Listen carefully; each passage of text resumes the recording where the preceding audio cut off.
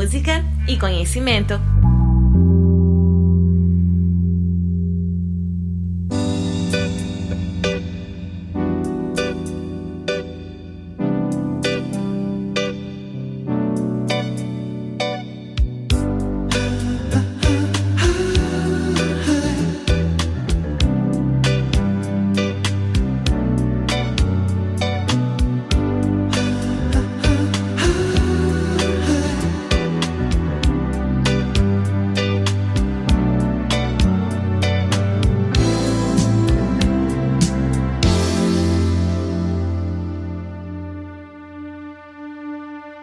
So true, funny how it seems, always in time, but never in line for dreams. Head over heels, went toe to toe.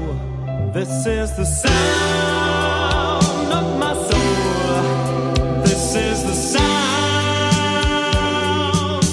I bought a ticket to the world, but now I've come back again. Why do I find it hard to write the next line? Oh, I want the truth to be said.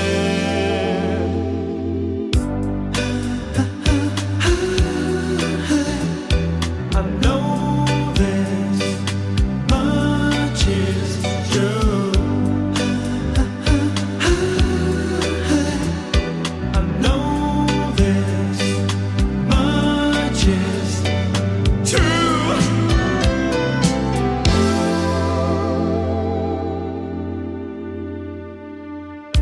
With a thrill in my head and a pill on my tongue, there's over nerves that have just begun.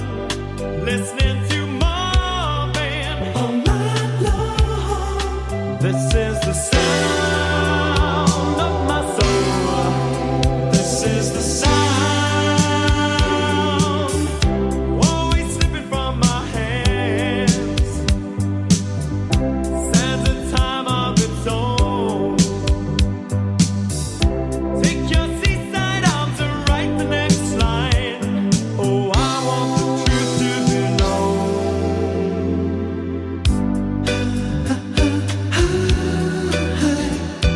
I know this much is true. I know this much is true.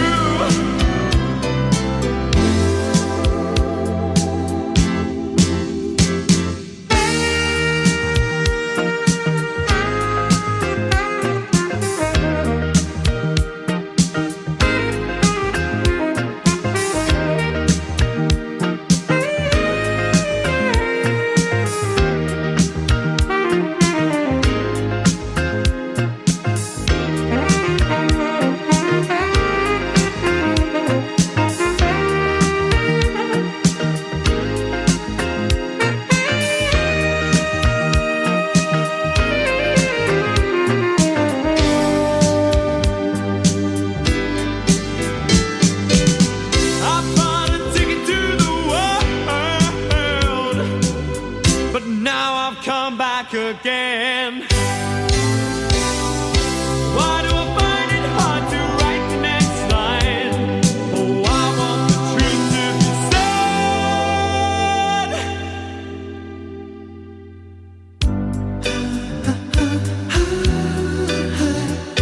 I know this much is true. I know this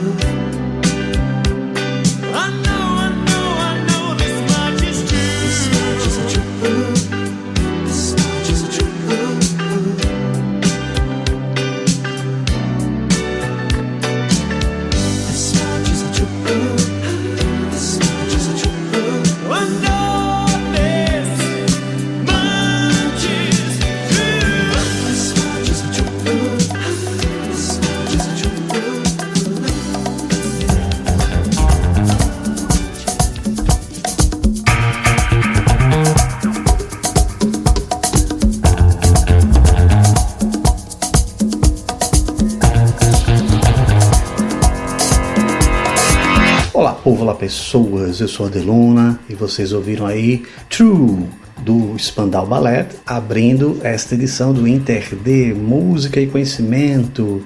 A canção foi um pedido de Wendel Pontes, biólogo, entomologista, professor do Departamento de Zoologia da Universidade Federal de Pernambuco. Professor Wendel, né, já esteve aqui na abertura da temporada 2021 do Inter D, e a gente trouxe ele de volta para uma versão estendida da primeira entrevista, né? Não vai ter 4 horas, como a versão estendida aí do Liga da Justiça do Zack Snyder, mas vamos ter muitos conteúdos legais que ficaram de fora da primeira edição, né, dessa entrevista. O Wendel Pontes mantém um blog onde ele faz resenhas de livros de divulgação científica, né, o Ciência Books, cienciabooks.com.br, e escreveu, a convite do também professor da UFPE, Ulisses Albuquerque, o livro O que você precisa saber sobre ciência para não passar vergonha. E com esse gancho aí do livro, vamos falar aqui sobre o método e o pensamento científico, né, como eles funcionam. No decorrer do programa também vamos tocar alguns dos lançamentos recentes da música. Teremos também entrevista com Luna Vitrolira. Então vamos lá. Professor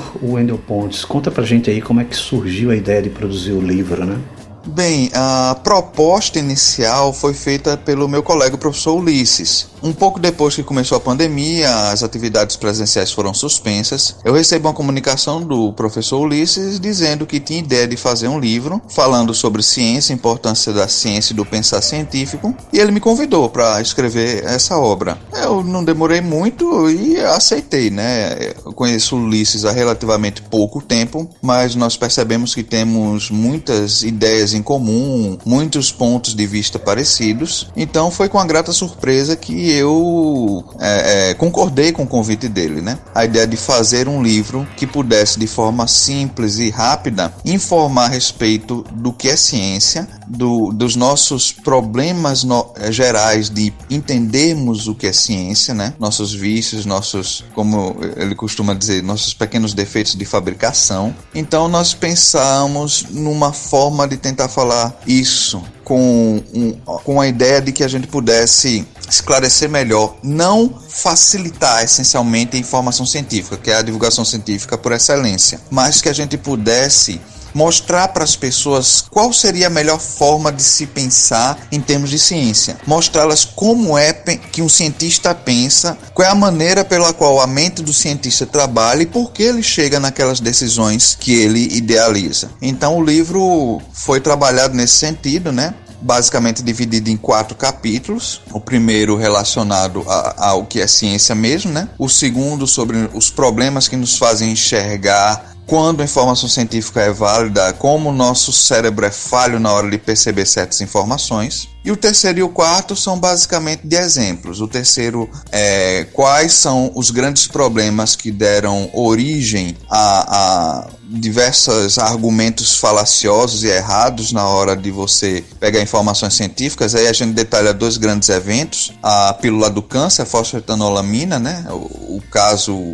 terrível e vergonhoso que foi aqui no Brasil, e o mais recente, que é aquela apologia sobre a cloroquina, que obviamente é um grande fracasso, mas ainda havia uma insistência irracional para que ela fosse utilizada.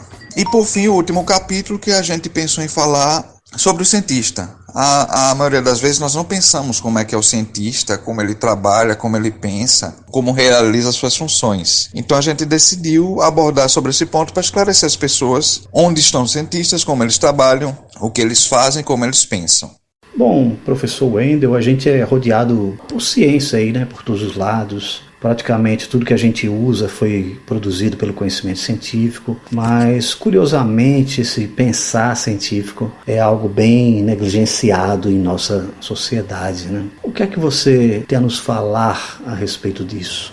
Realmente é um problema bem sério que muita gente demorou muito para levar em consideração. Eu mesmo, na minha graduação, a metodologia científica foi pífia. A gente teve uma disciplina que nos ensinou muito superficialmente e boa parte do que eu me lembro, na verdade eu não me lembro de tão insípido que foi. E metodologia científica, na verdade, deveria ser uma das disciplinas mais cobradas de toda a graduação, porque ela é a base para o que você venha fazer depois que você terminar o curso. Seja você um cientista ou não, o modo de pensar científico, ele transcende graduações. Na verdade, o modo de pensar científico, ele é digamos assim, ele é de utilidade pública. Você dá o direito à pessoa de entender como ciência funciona e de poder perceber com isso como confiar em determinadas informações, é um serviço de utilidade pública. Assim que eu entrei na universidade, eu comecei a dividir algumas disciplinas com professores que ministravam metodologia científica e eu comecei a observar que a disciplina, assim como ocorreu comigo,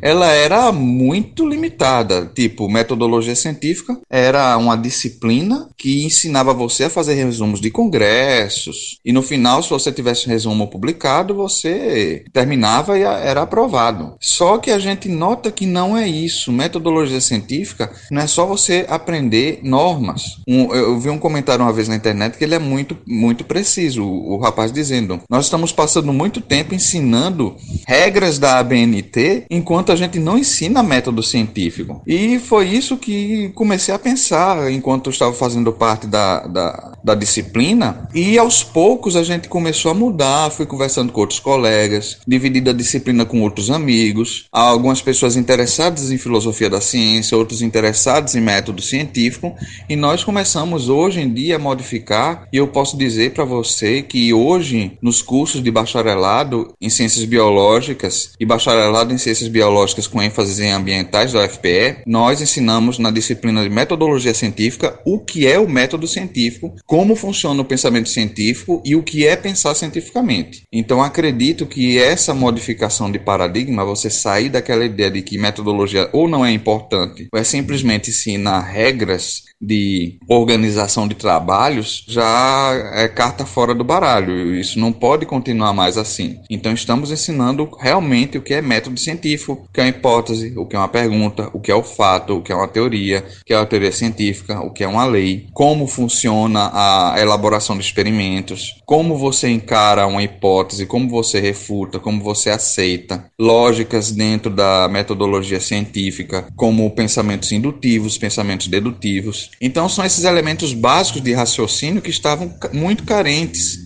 Nosso esforço agora é para tentar fazer com que os alunos de graduação comecem a perceber como é que funciona a ciência. Não a informação científica pronta, já mastigada, que é o que eles observam nas outras disciplinas especializadas do curso, mas sim como se chegou a essa informação. Quais foram os métodos, os processos, os raciocínios e as deduções lógicas que levaram a esse conjunto de informações que eles aprendem na graduação. Então, é imprescindível que a gente dedique tempo para ensinar corretamente como funciona o método. E não é surpresa você encontrar, inclusive, alguns professores em todas as esferas e em todos os níveis que ainda têm muita dificuldade de entender como é que funciona o método científico. Então, é um trabalho que vai demandar tempo, muito tempo, algumas décadas, mas estamos tentando, junto com o livro que a gente publicou, nesse esforço de tentar valorizar e ensinar como é ciência de verdade, como é o método pelo qual a ciência funciona. Olá, você está ouvindo o programa InterD, Música e Conhecimento. Agora o biólogo e professor da UFPE, Wendel Pontes, explica pra gente como funciona o método científico. Bem, o método científico é uma coisa relativamente simples. Como é que ele funciona? Você identifica um fenômeno, que é um fato, né? Alguma coisa que não há dúvidas de que aconteça. Daquele fenômeno que acontece, você elabora alguma pergunta a respeito dele e com essa pergunta que você tem, você idealiza uma possível resposta, tá? E com base nessa resposta, possível resposta, né? Uma conjectura, uma ideia do que é que seria a resposta para aquela pergunta, você elabora um experimento experimento que possa lhe responder se aquela pergunta está certa ou está errada. A grande vantagem do método científico é que não há erro ou problema se você aceita a sua hipótese ou se você refuta a sua hipótese. Não há problema nenhum nisso. Você simplesmente acrescenta informação ao mundo com base nos seus resultados. Então, vamos pegar aqui um exemplo. Você tem uma planta, tá? Você tem uma planta lá num canto e você nota que depois do período de chuva ela cresce. Pode ser uma grande coincidência. O fato é que ela cresce. Tem uma chuva aqui, outra ali, ela cresce. Então, o que é que você vai fazer? Você pode se perguntar: por que a chuva? É o frio? Será que com a chuva nubla o céu e o céu nublado é que faz com que a planta cresça? Ou é a água que cai no chão? Então, essa é uma pergunta. Você não tem explicação, você não tem a resposta, então você idealiza essa pergunta. Aí, essa é a sua grande pergunta do fato. Será que é a água que faz com que ela cresça? Então, você vai levantar uma hipótese que vai ter uma, digamos assim, uma previsão de resposta. Se é a água que faz com que a planta cresça, então, se eu pegar uma planta e colocar água, ela vai crescer. E se eu pegar uma planta e não colocar água, ela não vai crescer. Uma parte importante da hipótese é este se e então, né? Se realmente é a água que faz com que a planta cresça, então, se eu tirar a água da planta, a planta não vai crescer. Com base nessa pergunta e nessa hipótese, você cria o experimento. Qual é o experimento? Um experimento que eu poderia pensar que respondesse bem essa pergunta. Por exemplo, pegar um jarro, 2 jarros na verdade, né? Em um eu coloco uma plantinha, no outro eu coloco uma plantinha muito parecida, e eu vou colocar água em um desses jarros e no outro jarro eu não vou colocar água. E vou ver o que acontece ao longo do tempo. Se minha hipótese estiver correta, então a plantinha que no final tipo de 2, 3 ou 4 dias eu estiver regando ela vai crescer. E a plantinha que eu não estiver regando ela não vai crescer. E é aí que eu faço o experimento. Se eu fizer esse experimento, pode acontecer 2 coisas. A planta crescer por causa da água. Então eu posso concluir com uma certa segurança que é a água no solo que faz com que a planta cresça. Ou pode ser que ela não cresça e a planta que está no jarro também não cresça. Pode ser que as 2 plantas cresçam. Mas isso não é estranho? Bem, eu estou dando um exemplo bem óbvio, mas em muitas perguntas dentro de ciência as coisas não são tão evidentes assim. Existem diversos resultados que você não sabe o que vai dar certo. É justamente depois que ele der certo que você vai poder dizer alguma coisa. Se minhas 2 plantas, a com água e a sem água, não crescerem, eu não posso responder que é a água que faz ela crescer. Se por algum motivo a planta que não recebeu água crescer e a planta que recebeu água não crescer, eu refuto minha hipótese. Então tenho de procurar uma explicação adicional para a qual teve aquele resultado. É uma possibilidade. Mas essencialmente o método científico ele é bem simples. Ele envolve um fato, uma pergunta, um experimento e a resposta do experimento ele vai responder à hipótese. Ou eu aceito a hipótese e realmente é a água que faz crescer, ou se a água não fizer crescer, eu refuto a hipótese. Então dentro de ciência o método científico ele trabalha nesse sentido. Precisam ser perguntas refutáveis, ou seja, você tem de ter a capacidade de fazer um experimento que prove que ela é falsa ou prove que ela é verdadeira. Perguntas onde você não pode idealizar experimentos para provar que ela é falsa ou verdadeira, elas não são do âmbito científico. Então a ciência não tem nada a dizer a respeito disso. E por que a ciência não funciona em termos individuais? E por que ela pode não funcionar em termos individuais, não funcionar em termos individuais? Por uma simples questão de que todos os organismos são diferentes a um maior ou menor nível. Por exemplo, se você pegar um grupo de pessoas e disser, essas pimentas ardem. Então eu escolho 10 pessoas e digo, todo mundo vai provar essa pimenta e ela vai arder bastante. Pode ser que para uma dessas pessoas ela não tenha receptores para a pimenta, então ela não sente o sabor, o ardido da pimenta. Então variações individuais fazem com que o método precise ser aplicado para um grande número de observações, uma amostra que a gente costuma dizer, uma amostra grande. E isso é que faz a diferença. Já imaginou, você pega essa pessoa que não tem receptor de pimenta, ela come 4, 5, 6 pimentas do reino como se fosse uma jujuba. Depois ela chega para uma pessoa e diz: olha, você pode derramar metade de um vidro de pimenta do rei, de pimenta malagueta, pimenta do reino, porque ela não funciona absolutamente nada. A pessoa vai, acredita e estraga o próprio prato que vai comer, porque ela tem receptores de pimenta. Então essas variações individuais de experiência, de variações biológicas e comportamentais, são fatores que exigem que o método científico seja aplicado de forma sistemática em um grande número de pessoas. Porque cada organismo vivo tem pequenas variações e nós precisamos levar em consideração que elas existem para poder darmos níveis de certeza com as respostas dos experimentos. Então é por isso que ela não funciona de maneira individual. O método científico ele é aplicado em grandes amostras, um número grande de pessoas, para nos dar certeza de que ela funciona se for aplicada em grande escala. Aí o pessoal pergunta: rapaz, eu estava vendo uma bula de remédio, não vou, eu já ouvi isso, tá? Não vou mais tomar o remédio que o médico passou para eu tomar, porque quando eu li a bula e tinha tantos efeitos colaterais que é pior do que a doença que eu tenho. E isso é complicado de você trabalhar, porque é uma falta de como ler uma bula. Quando você observa efeitos colaterais da bula, elas na verdade são para grupos muito pequenos, razoavelmente pequenos. Quando o médico passa um remédio, ele tem ciência disso. Então você observa lá na bula os efeitos, algumas delas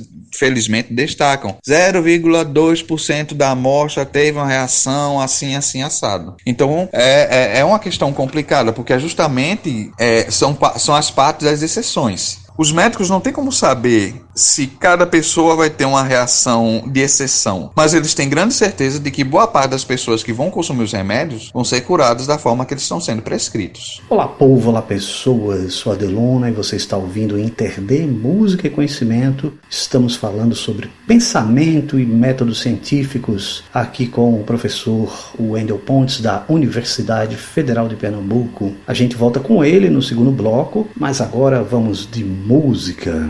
Bom, já que estamos falando de ciência, né? A dupla Otári lançou o clipe recentemente da Mamadeira de Piroca. Mas calma, antes de você ficar alarmada ou alarmado, ouça o que o Marcelo Cabral, um dos integrantes da dupla, tem a dizer sobre a canção e o clipe, né? Salve Luna, todos os ouvintes, aqui Marcelo Cabral, do Otári. Essa música Mamadeira de Piroca foi a primeira composição do Otári e termina sendo depois o primeiro tema do nosso EP, lançado no segundo semestre de 2020, o 8 Bits Antifascista. E apesar de ser uma música bastante irônica, como costuma ser nessas canções e tal, uma coisa bem humorada, mas assim, que trata de temas, na verdade, que nos preocupam muito, assim, porque a música na verdade não é nem sobre mamadeira, nem sobre piroca, ou não tem também qualquer conotação sexual, na verdade, até porque tal da mamadeira de piroca nem existe, na verdade. E, na verdade, é sobre fake news, né? As fake news que tem ameaçado a democracia brasileira e abalado várias democracias mundo afora, né, nos últimos anos. Na verdade, é sobre isso, né? Uma coisa que ameaça a democracia e as nossas vidas, né? Como a gente pode ver nessa situação de pandemia que a gente vive hoje. Então, é isso. A música é minha, do Dinho Zamper. Espero que vocês curtam. Com o lançamento do clipe de Mamadeira de Piroca, produzido pelo Aldo Jones, o apoio das imagens dele deixa muito claro sobre o que a gente está falando na música e muito didático, assim. Acho que a arte, enfim, a música, a poesia tem esse potencial e essa coisa em comum, talvez, com a ciência, de lançar luz sobre certas questões, ainda mais em contexto de crescente obscurantismo que a gente vive hoje em dia no Brasil.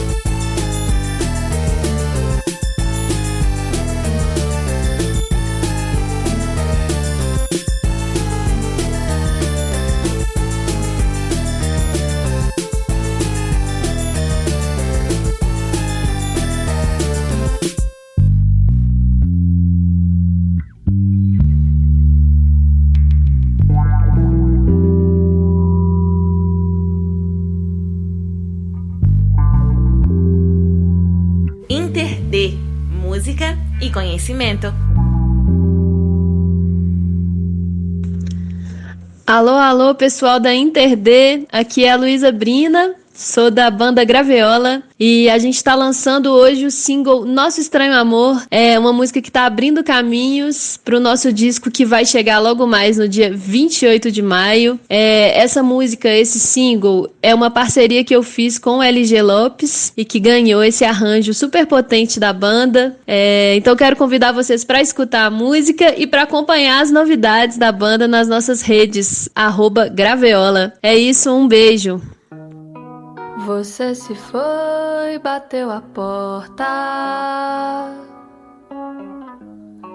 Ainda dói o que me resta desse nosso amor, nosso estranho amor. Será que você não enxerga? Volta pra casa, traz de volta esse nosso amor, nosso estranho amor. Sei que você está longe, não sei aonde. Nosso país tão gigante como meu coração.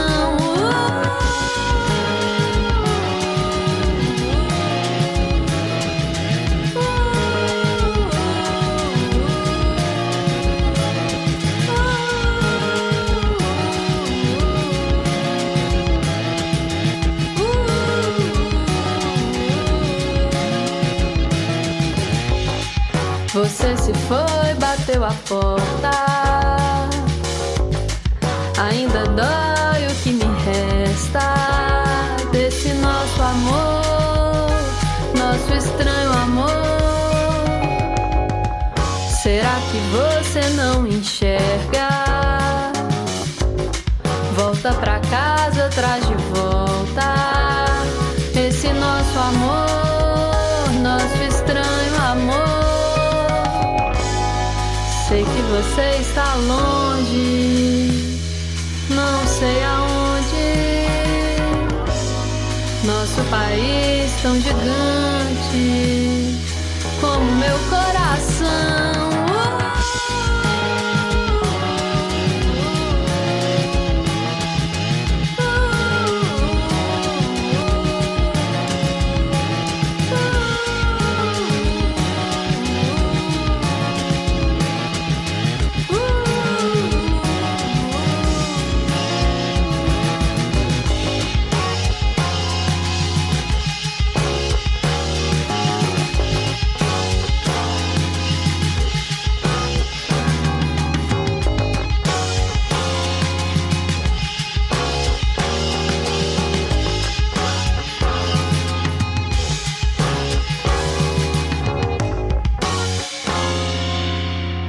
Olá povo, olá pessoas, sou a Delona, estamos de volta com o segundo bloco do InterD Música e Conhecimento. A gente está conversando com o biólogo e professor da UFPE, Wendel Pontes, sobre pensamento científico, como a ciência funciona. Bem, no livro Ciência e Pseudociência, do professor Ronaldo Pilate, que é doutor em psicologia lá pela UNB, ele aborda a questão do viés de confirmação, que é uma espécie de maldição cognitiva que aflige aí a todos nós, humanos e humanas. O professor Wendel Pontes fala sobre isso e diz porque muitas vezes é praticamente inútil, a gente dialogar com gente que ignora evidências contrárias às suas crenças. E ele faz isso citando um livro que é o sobre ter certeza, como a neurociência explica a convicção do neurologista Robert Burton. Sim, o viés de confirmação é o que a gente aborda no livro, o que a gente costuma dizer que são falhas de fabricação, nossos defeitos de fábrica do cérebro. Então, é aquela tendência psicológica que a gente tem de tentar dar mais atenção àquelas coisas que estão mais próximas daquilo que a gente naturalmente acredita. E é um problema que, inclusive, como você falou, né, tá no livro do Ronaldo Pilati, que é um livro interessantíssimo, Ciência e Pseudociência. É um livro pequeno, curto, rápido de ler, gostoso de ler, que eu recomendo para todo mundo, que se você puder ler, puder comprar, adquirir, Ciência e Pseudociência do Ronaldo Pilati, ele é uma obra que eu realmente recomendo. É uma obra que vale a pena. Então, nós temos esse viés cognitivo, né? E isso me lembra de um livro interessante que eu tenho até uma resenha no meu site, o Ciência Books, que é sobre convicção, como é que a gente tem certeza das coisas. E é um livro muito interessante que ele comenta que por que é tão complicado da gente convencer outras pessoas de que elas estão erradas. E nesse livro mostra, dando diversos exemplos, inclusive alguns a nível de neurociência, ele mostra que a sensação de ter certeza, a sensação de estar certo, é uma sensação tão forte, a sensação de que você tem razão, ela é emocionalmente tão intensa que ela nubla a sua percepção racional de enxergar as coisas como elas realmente são. Então, você admitir que está errado é um processo terrível de você admitir. É preciso muito autocrítica e muito exercício. E a gente sabe disso em termos de críticas gerais. Ninguém gosta de receber uma crítica de uma coisa que você fez errado. E ele fala nesse livro de uma forma muito simples. É um livro curto, vale a pena ler. De uma forma muito simples. Como é que nós emocionalmente estamos vinculados com o que a gente acredita. Então, o viés de confirmação, ele só vem fortalecer esse ponto. Ele vem alimentar uma zona no cérebro que nos faz nos sentir bem, que é aquela zona da certeza. Então, tanto é que a gente, quando encontra alguém que a gente descobre que ele está errado, você diz, eu não falei para você que você estava errado, então a gente também sente um prazer em mostrar a outra pessoa que está errada, e nós nos sentimos mal quando nos mostram que nós estamos errados. Esse viés de confirmação é baseado nisso.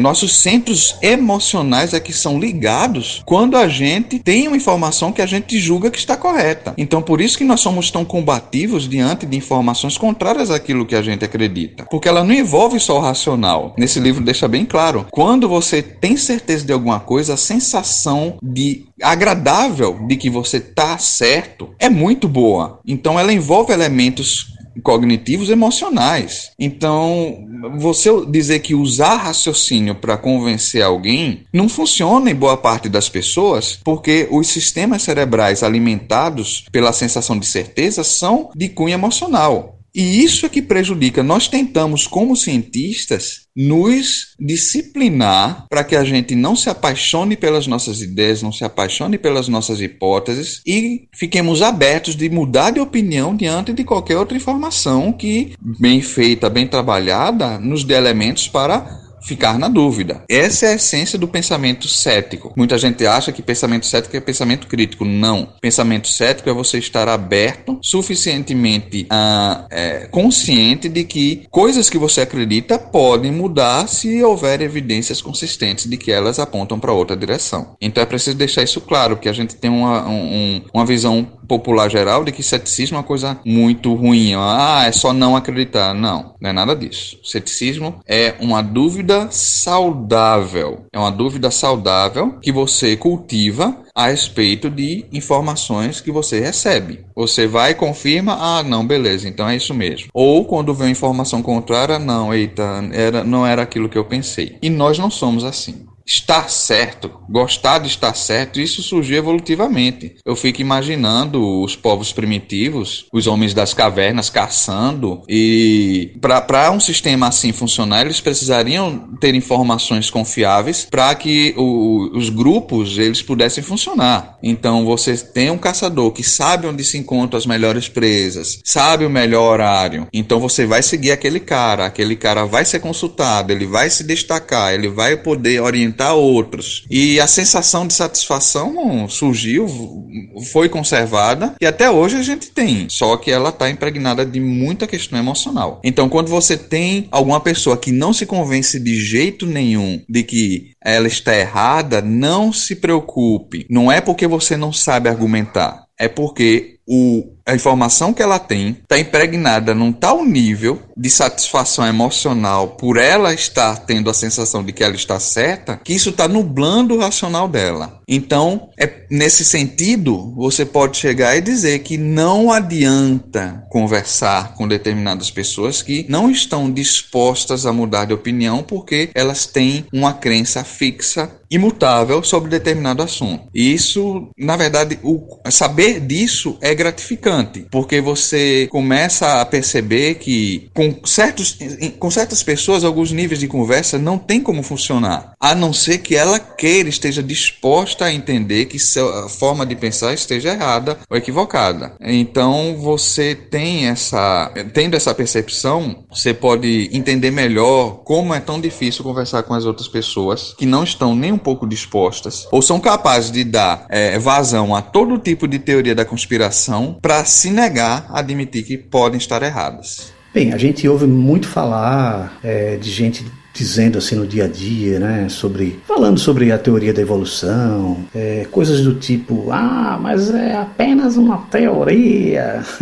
O biólogo e professor Wendell Pontes fala a respeito dessa confusão, né, entre hipótese e teoria.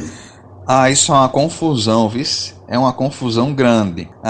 Veja só, a gente fala de teoria na ideia de que é alguma coisa não provada. Nossa visão geral é de que teoria é isso. E assim, numa visão não científica, a teoria é isso. É o equivalente a uma opinião. Você não sabe se é verdade ou não. Só que teoria científica é diferente de teoria que a gente entende na nossa conversa normal. Teoria científica é um conjunto de informações que foram testadas, foram aprovadas através de método científico, tiveram suas hipóteses aprovadas e elas compõem um quadro geral de um conhecimento científico. Por exemplo, a teoria evolutiva é uma teoria científica. Se você disser que teoria científica não é válida porque é uma teoria, você está entendendo errado o que é teoria e o que é teoria científica. A teoria científica, ela é baseada nas informações obtidas por centenas de milhares de cientistas que confirmaram em todos os seus experimentos de como funciona o processo evolutivo. Até que encontre alguma coisa em contrário, as teorias científicas, elas podem ser consideradas verdades. Não tem como. Aí a gente só cai em cima em teoria evolutiva, mas basicamente todo o conjunto de informações em biologia são teorias. Um exemplo é a teoria celular. O que é a teoria celular? Todo organismo multicelular, ele é composto de pequenas células. E as pessoas não caem em cima, não, mas isso é só uma teoria, porque ela não tem uma carga emocional, filosófica, religiosa por trás, né? Mas isso é só uma teoria. Ninguém discute, ninguém contesta, mas é uma teoria científica. Todos os corpos de organismos multicelulares são feitos com células. Ela pode ser refutada? Pode. A partir do momento que você encontre qualquer tipo de organismo multicelular onde não haja nenhuma célula que o compõe, você tem uma refutação da teoria celular. Aí você chega, publica em uma revista científica, que é um passo fundamental da ciência.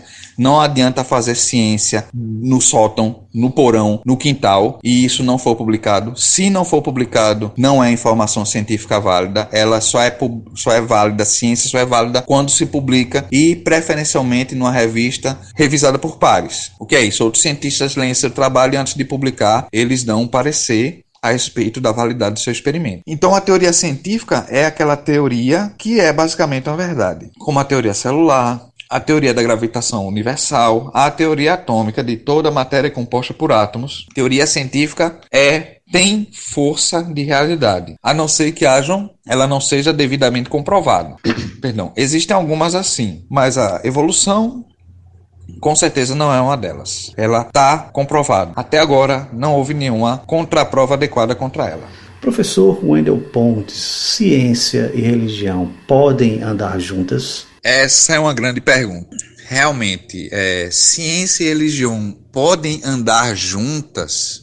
Podem. Inicialmente podem, se elas não se misturarem. A gente tem muitos cientistas que foram e que são religiosos, profundamente religiosos. Isaac Newton era um religioso profundo, ele foi um estudioso da Bíblia, dos textos bíblicos. Gregor Mendel, que foi o pai da genética, ele era um monge. Charles Darwin também, no começo, ele estava inclinado a ser padre, ser pastor. Então, não tem um grande problema assim. O problema é quando você junta as duas coisas. Você usa a religião para apoiar ou contradizer a ciência e usa a ciência para apoiar ou contradizer a religião. Eu posso dizer porque durante muito tempo eu vivi nos dois mundos. Fui profundamente religioso e também fui um cientista. Depois de algum tempo, eu optei por escolher um dos lados. Assim, poderia ter continuado com os dois, mas por razões muito pessoais, eu optei por um lado deles apenas e abandonei o outro. Mas é possível, contanto que o cientista, o homem religioso, não procure usar a ciência para firmar sua religião, para dar suporte à sua religião, bem como não use sua religião para dar suporte à sua ciência,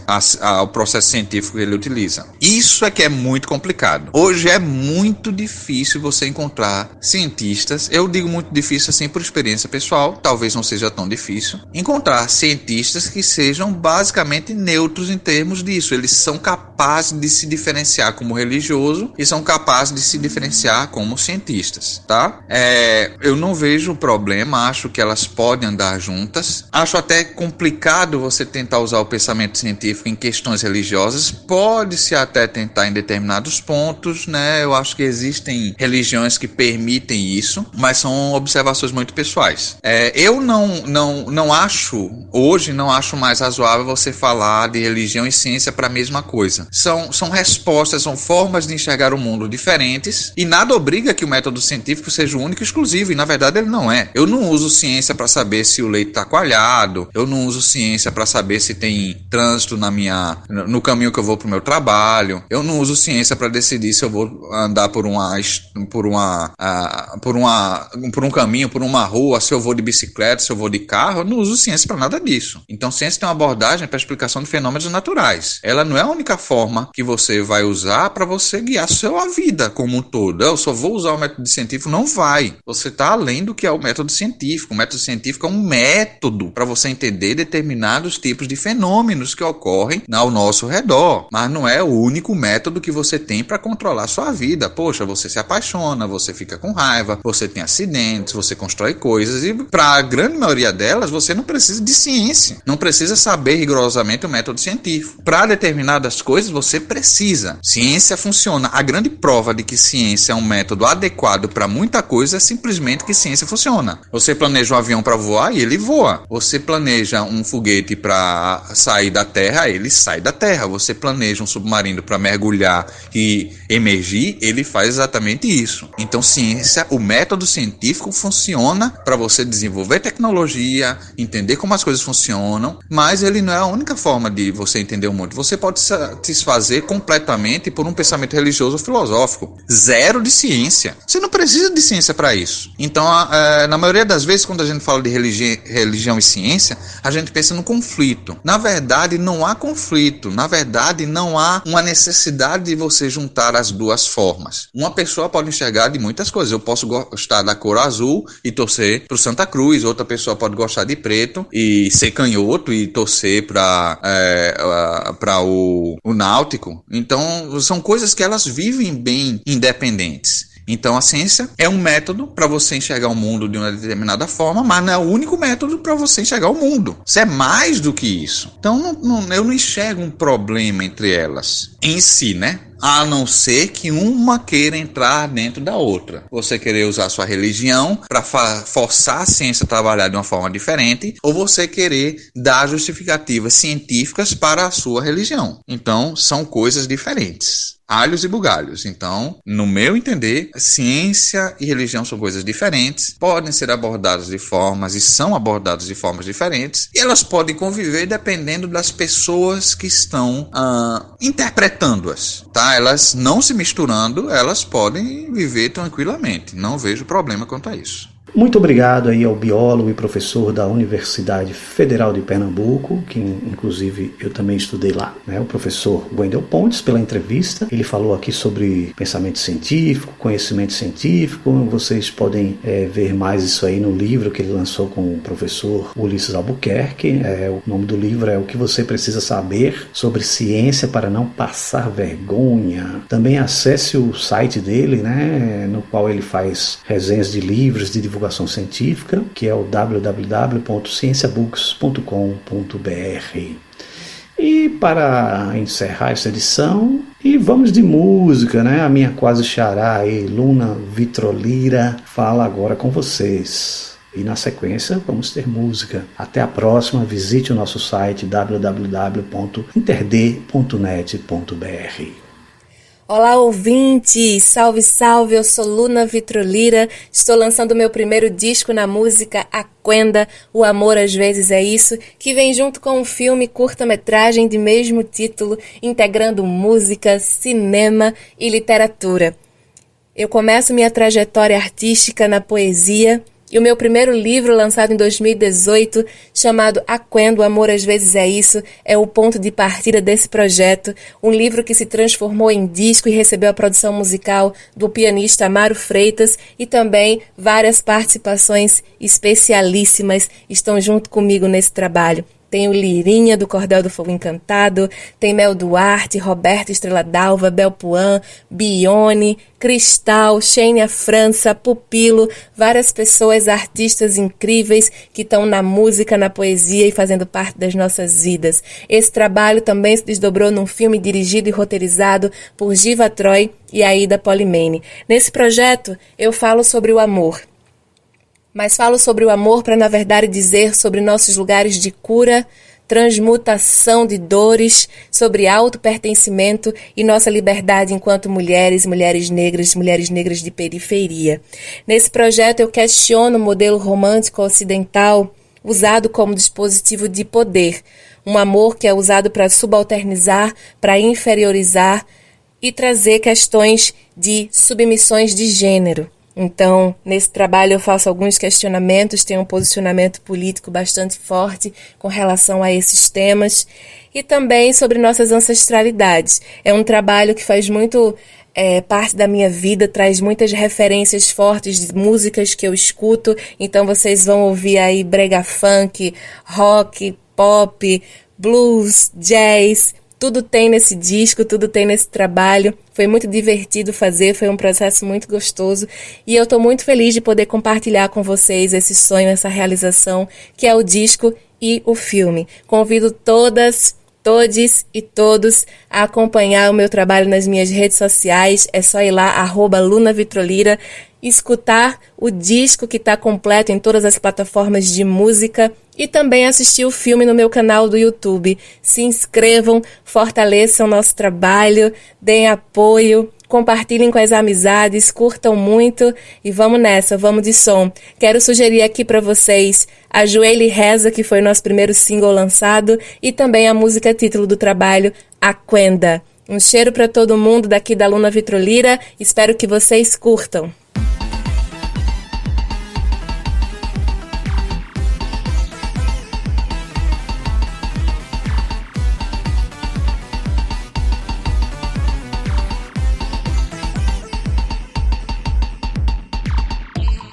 Sou uma mulher de 3 bocas que gosta de ser explorada.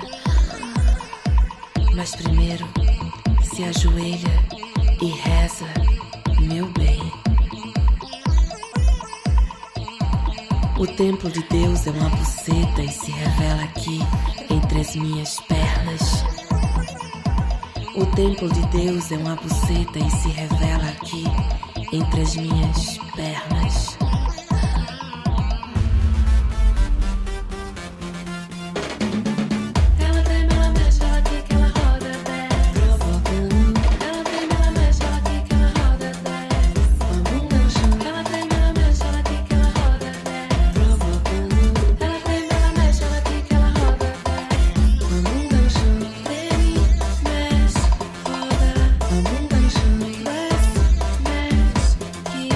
Vamos Aprendi o que não se ensina uma mulher de família. Gosto de ser minha vida e meu próprio desejo, independente, autossuficiente, me bastar. Gosto de me pôr os dedos, levar à boca o meu veneno, puxar meus próprios cabelos e me matar. Mas se pertencer pressupõe coragem e paciência. Dizem, se aguentar é tão difícil, santa ou suja, pudica ou puta, toda mulher sabe de si, dos seus disfarces e dos seus sacrifícios.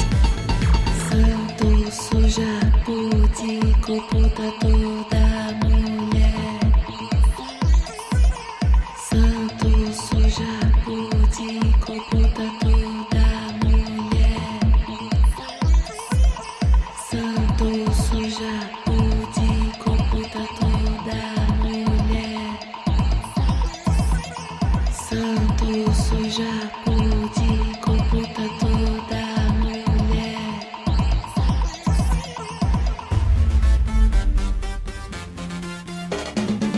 Ela treme, ela mexe, ela quica, ela roda, desce. Ela treme, ela mexe, ela quica, ela roda, desce. Com a bunda no chão. Ela treme, ela mexe, ela quica, ela roda, desce. Ela treme, ela mexe, ela quica, ela roda, desce. Com a bunda no chão. Treme, mexe, roda. Com a bunda no chão. Desce, mexe, quica. Com a bunda no chão. Treme, mexe, roda.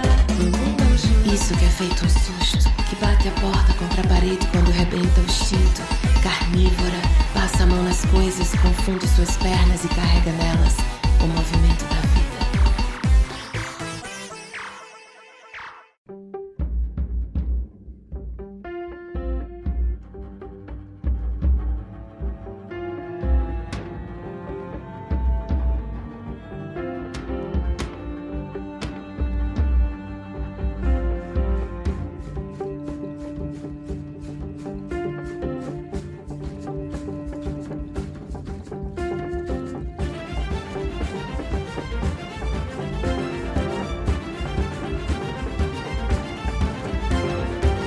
Ei, moço, abre bem os teus ouvidos, contém os teus instintos e me escuta. Não vai nessa de chamar uma mulher de vagabunda. Cai fora e deixa ela em paz. Engole esse assovio, esse vício de bicho viril e vaza, rapaz. Que ser mulher nunca foi fácil. Sofrer privações e bombardeios vindos de todos os lados. Ser subjugada, tida como frágil, incapaz, dependente, limitada. A da cama, mesa e banho do lar. E requintada, definida pelo corpo, escolhida pelo corpo, banida pelo corpo, assediada e humilhada. Desde quando maestria é motivo de risada? Ser vítima e ainda ser culpada. Sou mulher, fêmea, moço. Aprendi que tenho meus poderes, minhas forças, meus quereres. Que sou livre, que não, eu não sou culpada por sofrer agressão pela mão que você me passa. Não, eu não sou culpada pelo que se tenta naturalizar. Na rua, no trabalho, na praça, no lar. Não sou uma roupa, não sou uma cor, não sou uma fruta, não sou um objeto qualquer que você pegue e abusa. Sou a menina de 16 anos, aquela que por 33 homens foi estuprada, a empregada assediada pelo patrão, a esposa esfaqueada por várias mãos, as meninas que morreram de aborto no quarto nos fundos de qualquer casa, a puta espancada, a namorada vigiada, a estudante perseguida, a profissional humilhada. Sou aquela de quem se tirou a voz, feita de refém. Eu sou todas elas e vocês, mulheres, também. Inter-D, música e conhecimento. Apresentação e roteiro, Adeluna. Trabalhos técnicos, Pedro Santos. Voz da vinheta, Thaís Queiroz. Música da trilha, Banda Monjolo. Apoio cultural, Estúdio Bacamarte.